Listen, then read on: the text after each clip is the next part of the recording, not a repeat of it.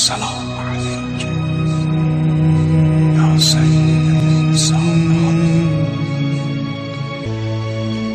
السلام عليك أيتها الحوراء الإنس. السلام عليك أيتها المظلومة المغصوبة. السلام عليك يا فاطمة. هاي سيدة هاي سيدة صبت علي مصائب